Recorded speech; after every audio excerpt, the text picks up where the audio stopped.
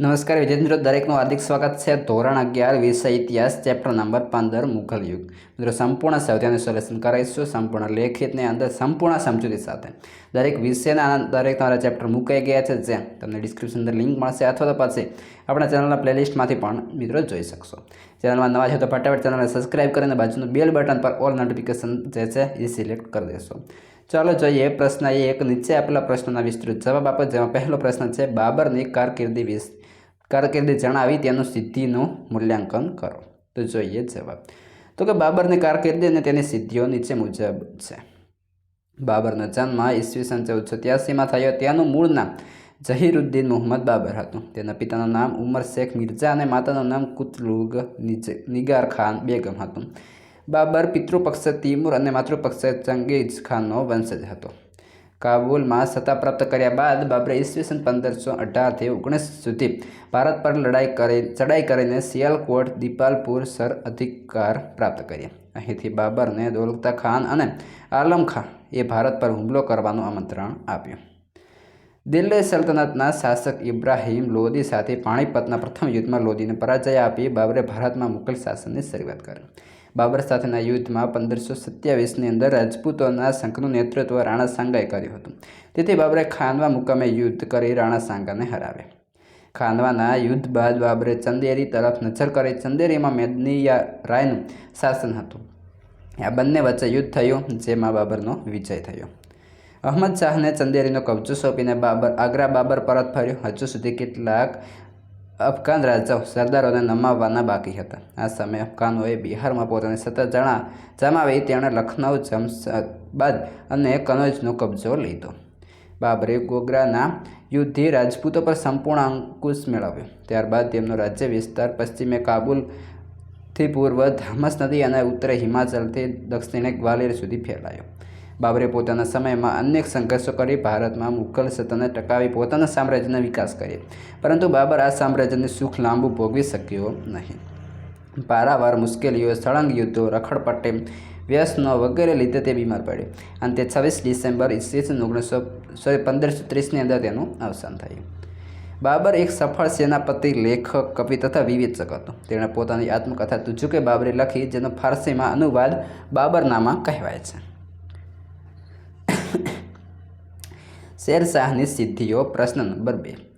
તો તેની સિદ્ધિઓ જોવા જઈએ. શેરશાહનું મૂળ નામ ફરીદ ખાં હતું. તેના પિતા હસન ખાં હતા. પિતા પુત્ર વચ્ચે કોઈ અણબનાવને લીધે ઝઘડો ચાલ્યા કરતો હતો. તે વિદ્યાભ્યાસમાં અરબી અને ફારસી ભાષા શીખ્યો હતો. હસન ખાએ ફરીદ ખાનને તેનો વહીવટ સોંપ્યો. તેણે મહેસૂલી સુધારાઓ કર્યા, તેથી તે ખૂબ જ લોકપ્રિય બન્યો. પરંતુ આગળ જતાં તેણે પોતાની જાગીરનો ત્યાગ કરી બિહાર ખાન લોહાનીની સેવામાં રહ્યો. તેણે શિકાર દરમિયાન વાઘ, શેરને તલવારના એક ઝાટકે મારી લોહાનીનો જીવ બચાવવા તો તેણે તેને શેરખાન ઇલકાબ આપ્યો. હુમાયુ અને શેરખાન વચ્ચે ચોસાનું યુદ્ધ થયું, જેમાં તેનો વિજય થયો. આ યુદ્ધ બાદ શેરખાએ પોતાનો સ્વતંત્ર રાજ્ય જાહેર કરી શેરશાહ નામ ધારણ કર્યું. બીજી બાજુ હુમાયુ પોતાની હારનો બદલો લેવા તૈયાર હતો. કનૌજના શેરશાહ અને હુમાયુ વચ્ચે યુદ્ધ થયું, જેમાં શેરશાહનો વિજય થયો. આ વિજય બાદ શેરશાહ દિલ્હીનો બાદશાહ બન્યો. એ દરમિયાન બંગાળના સુબેદાર મિર્ઝા ખાએ વિદ્રોહ કર્યો. પરિણામે શેરશાહે બંગાળને જુદા જુદા 16 સરકારોમાં વિભાજિત કરી દીધું. તેણે રાયસીનના રાજા પુરાણમલને હરાવ્યો. ત્યારે શેરશાહે કહ્યું હતું કે હું મુઠ્ઠીભર બાજરા માટે લગભગ હિન્દુસ્તાન ખોઈ બેસત. શેરશાહનું છેલ્લું યુદ્ધ કાલિંજરના કીર્તિસિંહ ચંદેલ સાથે થયું હતું. આ યુદ્ધના સમય દરમિયાન તેણે શેરશાહનું અવસાન થયું. તેનો મકબરો સસારામ બિહારમાં આવેલો છે. શેરશાહ સૂરીના સુધારા. શેરશાહ એક શૂરવીર અને સફળ સૈનિક તથા વિજેતા ઉપરાંત એક કુશળ અને કાર્યક્ષમ વહીવટકર્તા અને સુધારક હતો. વહીવટી, મહેસૂલી તથા લશ્કરી ક્ષેત્રે દીર્ઘકાલીન સુધારાઓ કર્યા. તેણે સિક્કાઓ બહાર પાડ્યા. તેના વિજયો કરતાં તેના સુધારાઓ વધુ મહાન છે. ડૉક્ટર આર.સી. મજુમદાર લખે છે કે પ્રાચીન અને અર્વાચીન ભારત વચ્ચે શેરશાહ એક કડી સમાન હતો. તેના સુધારા અને નીતિમાં અકબરની મહાનતાનો પાયો નંખાયો. પ્રજાના સુખ, શાંતિ અને સમૃદ્ધિ તથા સંતોષ પર રાજ્યની ઉન્નતિ આધાર રહેલો તે બાબત શેરશાહ સારી રીતે જાણતો હતો. શેરશાહે પોતાના રાજ્યકાળ દરમિયાન મહત્વપૂર્ણ સુધારાઓ કર્યા. તેણે ટોડરમલ નામના હિન્દુ અધિકારીની મદદથી જમીન મહેસૂલ પદ્ધતિ અને ખેડૂતોની સ્થિતિમાં ધરમૂળથી ફેરફારો કર્યા. તેણે જમીન મહેસૂલ ઉઘરાવવાનો કોઠો તૈયાર કરી તે મુજબ જમીન મહેસૂલ ઉઘરાવવાનું નક્કી કર્યું. વેપાર, વાણિજ્ય, વિકાસ અને વ્યવસ્થાની જાળવણી માટે શેરશાહે રાજ્યમાં સર્વત્ર કાયદો જાળવવા ચુસ્ત બંદોબસ્ત ગોઠવ્યો. રસ્તાઓને સુરક્ષિત બનાવ્યા. સૈન્યમાં કડક શિસ્ત દાખલ કરી. સૈનિકોને રોકડ પગાર આપવાની શરૂઆત કરી. પોલીસ તંત્રની સ્થાપના કરી. પ્રજા સંસ્કારી અને ચારિત્ર્યશીલ બને તે માટે શાળા, પાઠશાળાઓ, ગ્રંથાલયોની યોજના અમલમાં મૂકી. શેરશાહે આ બધા જ સુધારા પોતાની લડાઈઓમાં વ્યસ્ત હોવા છતાં માત્ર 5 જ વર્ષમાં કર્યા હોવાનું ભારતના ઇતિહાસમાં તે અગ્રીમ સ્થાન મેળવ્યું. મિત્રો, ત્યારબાદ આવે છે પ્રશ્ન 3. અકબરના વિજયોનું વર્ણન કરો. તો સગીરભાઈ અકબર રાજગાદી સંભાળે ત્યારે તેની માતા હમીદા બેગમ અને ધાત્રી માતા મહમઆનગાએ રાજ્ય ચલાવ્યું. અકબરની વય વધવાની સાથે જ અકબરની વૈચારિક શક્તિ જાગૃત થઈ ચૂકી હતી. તેથી મહેરામ ખાનને યાત્રા કરવા મોકલી તેણે રાજ્યની સત્તા સંભાળી લીધી. પોતાની રાજ્ય સત્તાનો વિકાસ કરવા શરૂઆતમાં તેણે માળવાના બાજ બહાદુર પર આક્રમણ કરતા તેણે ચિત્તોડ જઈને આશરો લીધો. અકબરે અજમેરના રાજા ભારમલની પુત્રી હરખાબાઈ સાથે લગ્ન કરી ભારમલના પુત્ર માનસિંહે પોતાના દરબારમાં રાખ્યો. અજમેરનો રાજા હવે રાણા ઉદયસિંહને બદલે અકબરની આધીનતામાં આવી ગયો. અકબરે મેડતાનો કિલ્લો જીતી લેતા ઉત્તર મારવાડ પર અકબરને આધીન થયો. અકબર બુંદેલખંડ અને ગોંડવાને જીતી લીધો. રાણી દુર્ગાવતી યુદ્ધમાં લડતા લડતા વીરગતિ પામી. તે પછી રાજા કલ્યાણસિંહે અકબરની સર્વોપરિતા સ્વીકારી. ઉઝબેક ઉમરાઓએ જૈનપુરમાં કરેલો બળવો અકબરે સખત રીતે દાબી દીધો. અકબરે કાબુલથી ઓરિસ્સા સુધી સામ્રાજ્ય સર્જીને શાંતિ અને પ્રગતિ માટે સક્રિય પગલાં ભર્યા. અકબરે પોતાના સામ્રાજ્યના વિકાસમાં અડચણરૂપ ઊભેલા મેવાડ રાજ્યની સામે ભારે લશ્કરી તૈયાર કરી આક્રમણ કર્યું. મેવાડના સેનાપતિ પોતાનો નિશ્ચિત પરાજય થશે તેમ માનવા છતાં મહારાણા પ્રતાપને પહાડોમાં મોકલી આપી જયમલ રાઠોડને પોતાનો મુખ્ય અધિકારી બનાવી પોતાના બીજા નેતા તરીકે રણમલ પટ્ટા સિસોદિયાને પોતાના લશ્કરનો સુકાન સોંપ્યો. ઘમાસાણ યુદ્ધ પછી અકબરે ચિત્તોડગઢ પર પોતાનો અધિકાર જમાવી દીધો. ખુદ બાદશાહ અકબર પણ શૂરવીર જયમલ અને પટ્ટાના શૌર્યથી પ્રભાવિત થઈ આગ્રાની બહાર તેણે બંનેની હાથીઓ પર સવાર કરેલી મૂર્તિઓ બનાવડાવી સ્મારક રૂપે સ્થાપિત કરી. ચિત્તોડ પછી રણથંભોર પણ અકબરના હાથમાં આવી ગયું. બુંદેલખંડ પણ જીતી લેવામાં આવ્યો. આ જ સમયે ફતેહપુર સિક્રીમાં અકબરને એક પુત્ર થયો જેનું નામ સલીમ એટલે કે જહાંગીર રાખવામાં આવ્યું. તેથી તે સ્થળ શુભ માનીને ત્યાં તેણે પોતાની રાજધાની દિલ્હીને બદલે ફતેહપુર સિક્રી બનાવી. ગુજરાતના પાટનગર અમદાવાદ પર લશ્કરના સેનાપતિ મિર્ઝા અજીઝ કોકા અને અકબરે આક્રમણ કરી અમદાવાદ જીતી લીધું. અમદાવાદનો સુલતાન મુઝફ્ફર શાહ ત્રીજો ભાગીને જામનગર શાસકને શરણે ગયો. મુઘલ સૈન્ય ધ્રોળ પાસે પ્રખ્યાત ભૂચર મોરીની લડાઈમાં જાડેજાઓ સાથે યુદ્ધ કર્યું. તેમાં મિર્ઝા અજીઝ કોકાનો વિજય થયો. એ જ સમયે લશ્કરે ખંભાત અને સુરત કબજે લઈ મુઘલ શાસન સ્થાપ્યું. બંગાળ અને મેવાડના શાસકોના અવસાન થવાથી તથા કૂચબિહારના રાજા નરનારાયણની સહાયથી અકબરે બંગાળ જીતી લીધું. વાયવ્ય સરહદ પર અકબરે ધ્યાન કેન્દ્રિત કરે યુસુફજાઈ ટોળીઓ રોશનિયા જાતિ ઉઝબેકોને નમાવી સ્વાત, બજોરે અને બુનેરનો કબજો કર્યો. અકબરે રાજા ભગવાન દાસ અને કાસિમ ખાનને કાશ્મીર જીતવા મોકલ્યા. કાશ્મીરના સુલતાન યુસુફ શાહનો અને તેના પુત્ર યાકુબનો પણ પરાજય થતાં કાશ્મીરનો પણ મુઘલ સામ્રાજ્ય સાથે જોડાણ કરવામાં આવ્યું. કાબુલ પર અકબરના ભાઈ મિર્ઝા મુહમ્મદ હાકેમનું શાસન હતું. તે અવારનવાર પંજાબ પર આક્રમણ કરતો. તેથી અકબરે કાબુલ પર આક્રમણ કર્યું. તેનો ભાઈ નાસી જતાં અકબરે કાબુલમાં પ્રવેશ કર્યો. અંતે કાબુલનો મુઘલ સામ્રાજ્યમાં વિલીનીકરણ કરવામાં આવ્યું. અકબરે સિંધ અને બલુચિસ્તાન જીતી લીધા અને પોતાના સામ્રાજ્યમાં ભેળવી દીધા. અકબર સેનાનાયક શાહ બેગે કંદહાર જીતી લીધો. આમ કાબુલ કંદહારથી લઈને દક્ષિણમાં નર્મદા અને પૂર્વમાં બ્રહ્મપુત્ર નદી સુધીનો વિસ્તાર અકબરના સામ્રાજ્યમાં સમાયો. અકબરે દક્ષિણ ભારતની અંતર્ગત સમગ્ર ભારતમાં પોતાની રાજસત્તા સ્થાપી. દક્ષિણમાં તે ફિરંગીને અંકુશમાં રાખવા ઈચ્છતો હતો. આ સમયે દક્ષિણમાં મુસ્લિમ રાજ્યો જેવા કે અહમદનગર, બીજાપુર, ગોલકોંડા, ખાનદેશ અને વિજયનગર અંદરોઅંદર લડાઈઓ કરીને નબળા પડ્યા હતા. તેનો લાભ અકબરે લીધો. બીજાપુર રાજ્યના અહમદનગરનો તેણે ઘેરો કાઢ્યો. સુલતાને ચાંદ બીબીએ મુઘલ સૈન્યના વીરતાથી મુકાબલો કર્યો, છતાં અકબરનો વિજય થયો. ત્યારબાદ તેણે ખાનદેશ જીત્યો. આમ 50 વર્ષના શાસન દરમિયાન અકબરે ભારતના મોટા ભાગ પર એકચક્રી શાસન સ્થાપ્યું. અકબરે ઉક્ત વિજય બાદ પોતાના સામ્રાજ્યમાં સત્તા ટકાવી રાખવા માટે પોતાની કુને અને શક્તિનો ઉપયોગ કર્યો. આ માટે તેણે રાજપૂત નીતિ, ધાર્મિક નીતિ, શિક્ષકો અને સંરક્ષકો પ્રત્યે આદરભાવ વગેરે અપનાવ્યા.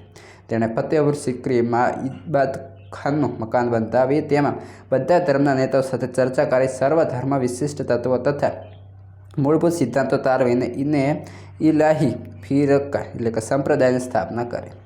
આ ઉપરાંત તેણે સામાજિક, વહીવટ ક્ષેત્રે અને મહેસૂલી તથા આર્થિક ક્ષેત્રે ઘણા સુધારાઓ કર્યા. તેના સમયમાં અકબરે ઇલાહી સંવતની શરૂઆત પણ કરી. તેણે મેળવેલા વિજયો અને તેણે કરેલા સુધારાઓએ તેની પ્રગતિમાં ખૂબ મહત્ત્વનું પ્રદાન કર્યું.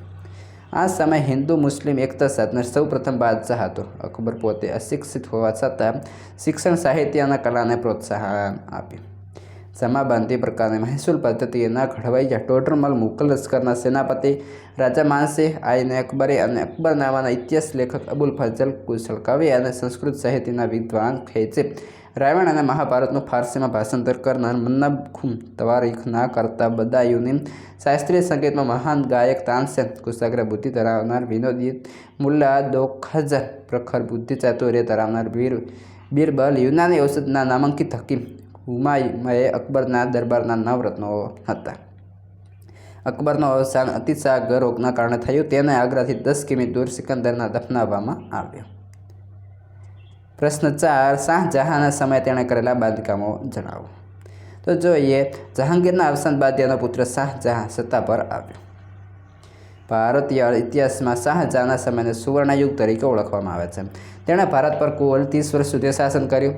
રાજકીય અને રાજ્યની આબાદીનો પાયો ખેતી હોવાથી તે પણ અકબરની જેમ જ માનતો હતો. તેથી તેણે તેના દાદા અકબરની મહેસૂલ પદ્ધતિ ચાલુ રાખી. શાહજહાંએ સિંચાઈ માટે નહેરો બંધાવી. તેણે વ્યાપાર, વાણિજ્ય ક્ષેત્રે અધિકારીઓને નિમ્યા.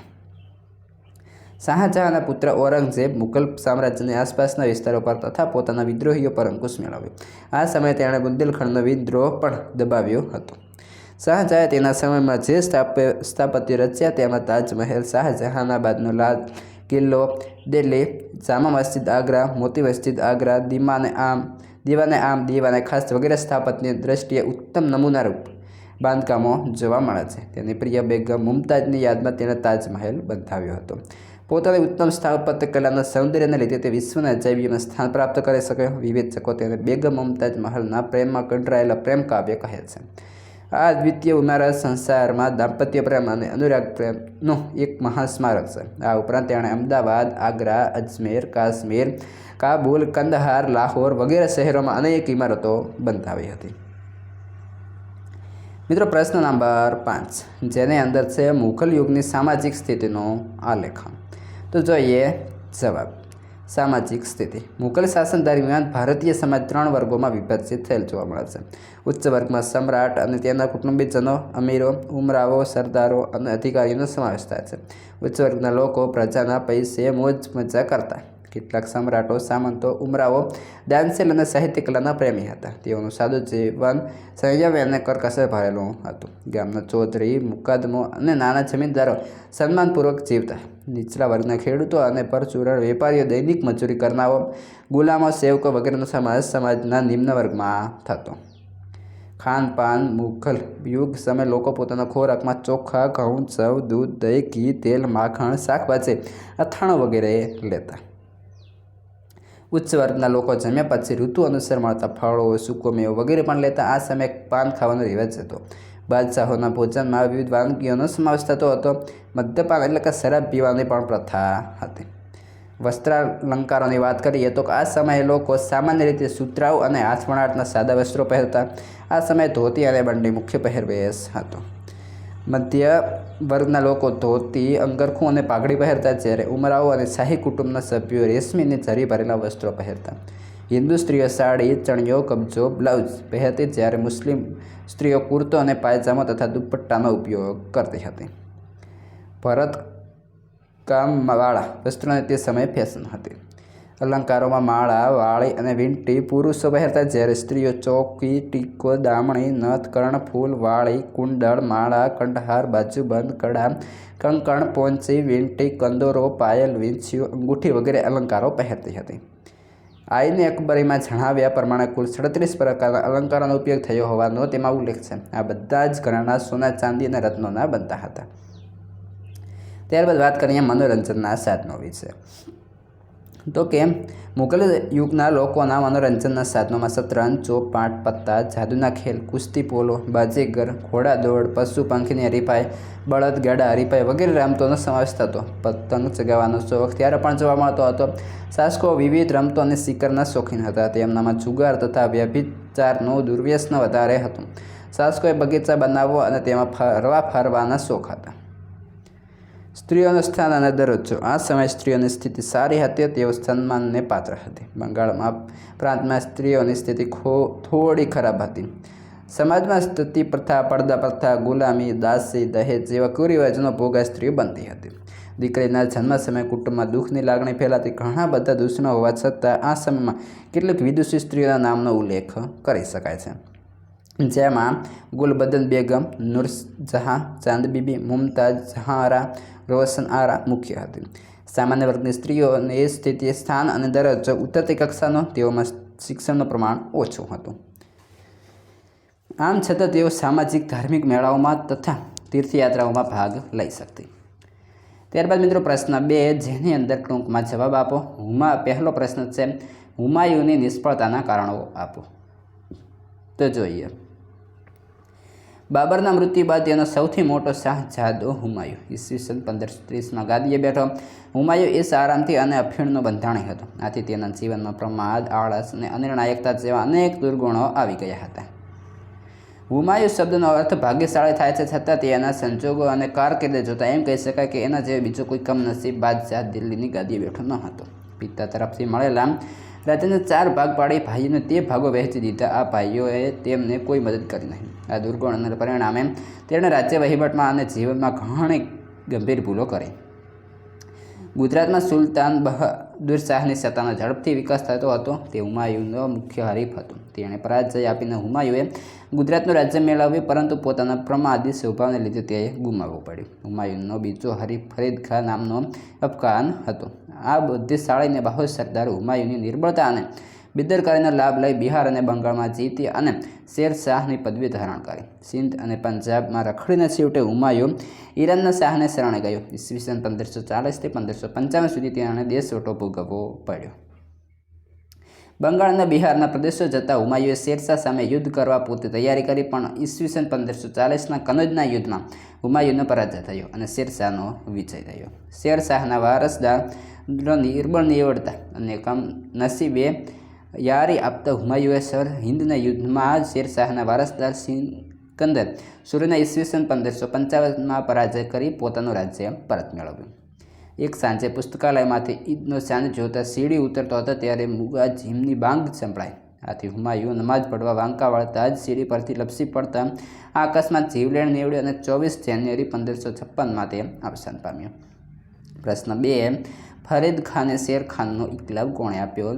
લોહાનીએ ફરીદ ખાનને શેર ખાનનો ઇકલાબ આપ્યો. પ્રશ્ન 3, અકબરની ધાર્મિક નીતિ ટૂંકમાં જણાવો.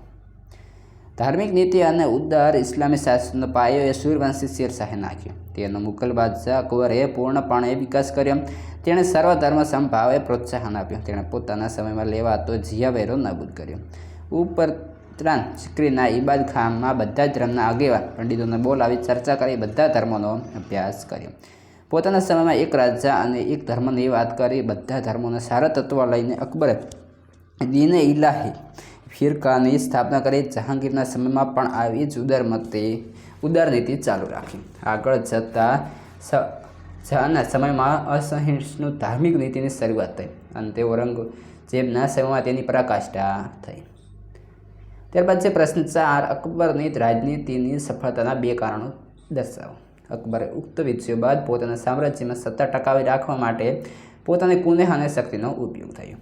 આ માટે તેણે રાજપૂત નીતિ, ધાર્મિક નીતિ, શિક્ષકો અને સંરક્ષકો પ્રત્યે આદર ભાવ વગેરે અપનાવ્યા હતા.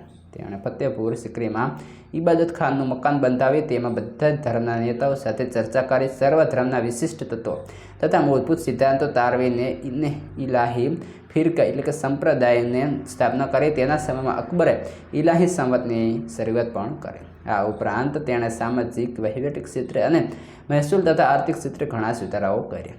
પ્રશ્ન 5.